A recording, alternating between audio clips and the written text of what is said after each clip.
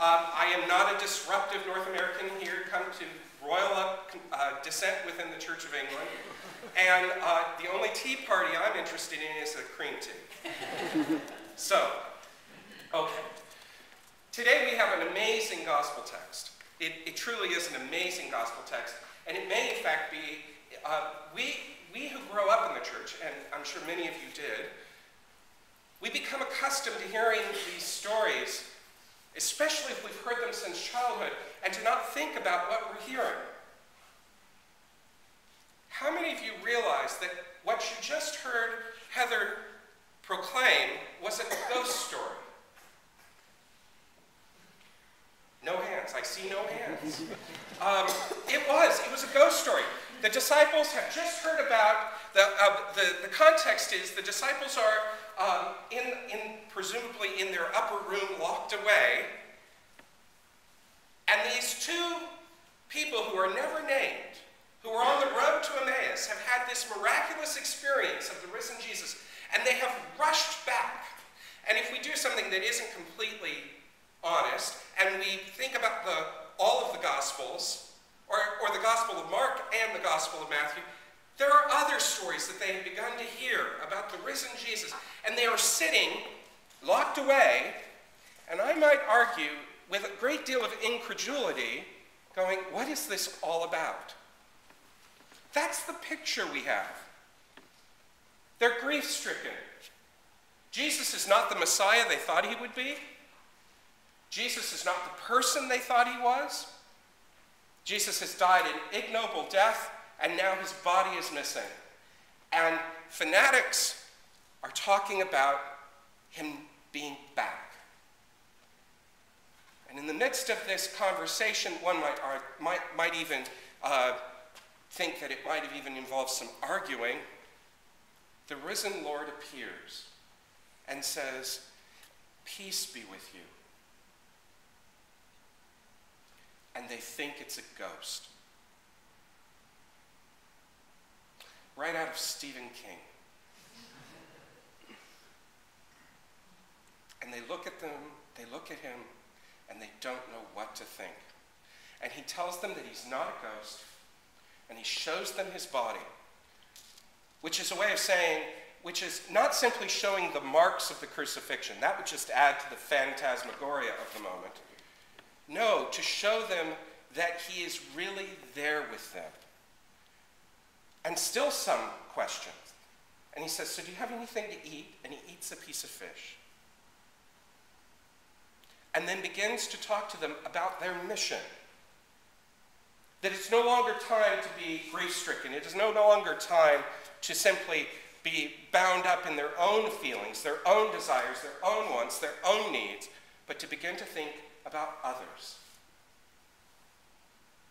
That's the story we have. And I won't project this onto you. I'll talk about my own faith journey. I've been a priest for 17 years. I've been a Christian my entire life. And on my best days, there is a small voice that whispers in the back of my head. And on my darkest days, it shouts at me, ringing in my ears. It says, "Come on now. Really?" This story today is exemplary of the tension we as modern people have to live with to be people of faith. By all the standards, and I don't care how old you are in this room, you all fit this. By all the standards that we have been formed by, that we grew up with, that our teachers and our parents and other persons in our lives have reinforced again and again and again, we were taught that when something dies, it doesn't get up again. Right? A 5-year-old knows that. We were also taught that if it's not measurable, i.e. verifiable, and it's not rational, then it's suspect. We were all taught that. I was too. And so, as a person of faith, I began to, for lack of a better term, bifurcate my life, separate it into two realities: my faith reality, my church reality, and then my other life. And within the context of church, I would say, I was ashamed to say to you, although I wasn't all that ashamed in the other context at the time, I'm ashamed to say to you that if I were to put those two lives on a scale, the balance would go to what we might label my secular understanding. Because 98% of my life was shaped and formed in that environment.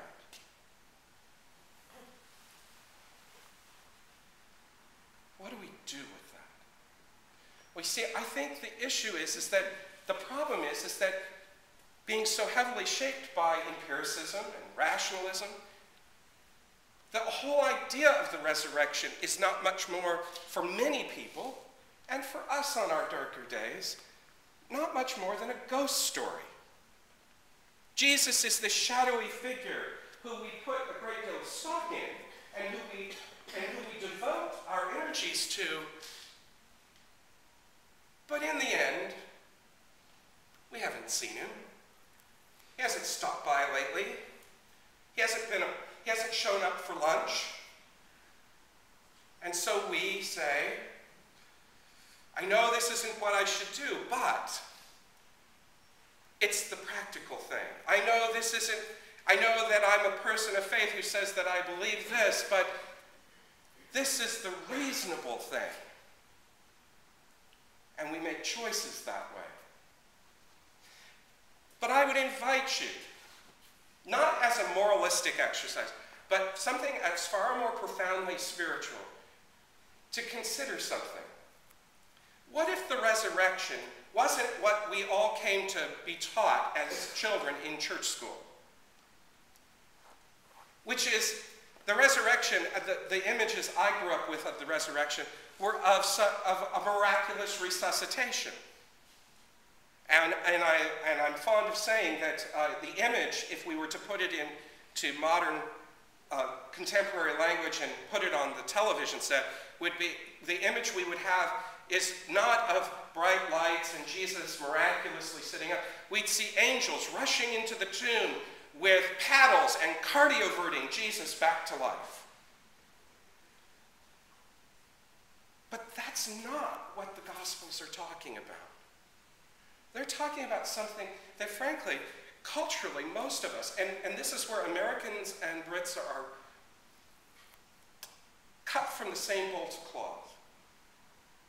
We're talking about something that rationalist, empiricist frame of reference doesn't value, but our faith tradition does, and in fact deserves to be valued. And that is we're talking about something about mystery. The mystery of transformation. When Jesus met his disciples in that upper room, as we were told in this gospel story today, he wasn't saying to them, believe that I'm back. He was saying, look at me. This is reality of a different order. This is something you've never known before. And if we stop and think about it, it's not that hard of a stretch to realize that there's a lot of mystery in our lives. And I'll give you one example. Think about your body. What is your body made up of? Some of you are probably thinking, well, I have internal organs, and I have skin, and I have bones, and I have hair. Well, I have less hair, but... and that would be true. But another way of thinking about it is that your body is made up of over 1 million cells. 1 million cells. And did you know that every 10 years, every single one of those cells is new? It's not the same cells that were there 10 years earlier. So every 10 years, you are literally another person. And those cells are made up, the ladybugs love me for some reason. Those cells are made up of organelles, little suborgans. And there's dozens of those, and those organelles are made up of molecules, and those molecules are made up of atoms, and those atoms are made up of subatomic particles, neutrons, protons, and electrons. And those subatomic particles are made up of vibrating strings of energy. And we as a species have known since the time of Aristotle that energy can neither be created nor destroyed. It simply is. So why would we presume that the only way to understand life and death is when macrobiological function ceases to happen? Why would we presume that consciousness is strictly in the mind? It's the arrogance of a certain time in our history that says, and we were having this conversation the other day, that said that frankly, 250 years ago, they were having the same issue, which is we've made the universe an incredibly mechanical reality, when in fact, there's so much in our experience that defies a mechanical definition. What would it be like to delve into, in a way that doesn't reject what we've learned, but delve into the mystery of who and what we are and the reality of the presence of the divine in the midst of all of that? What if resurrection is not resuscitation, but in fact transformation? Now that's an amazing idea.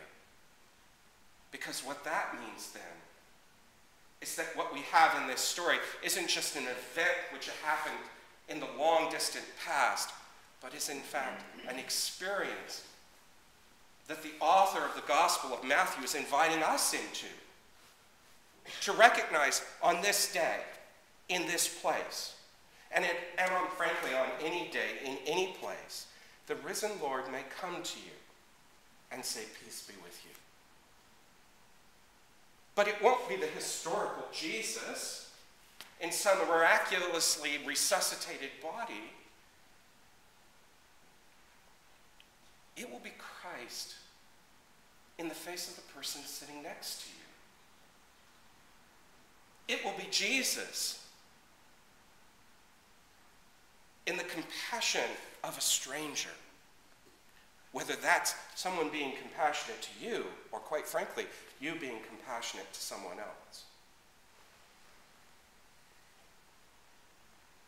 The living Christ is in us, and around us, and with us. Not as some empirical reality which reduces Jesus to nothing more than a ghost story, but in something far more profound and far more real. Something that we can in fact base our faith upon, that doesn't make us live in this divorced, bifurcated, split, dissociated reality. Something that makes the street and the church one place.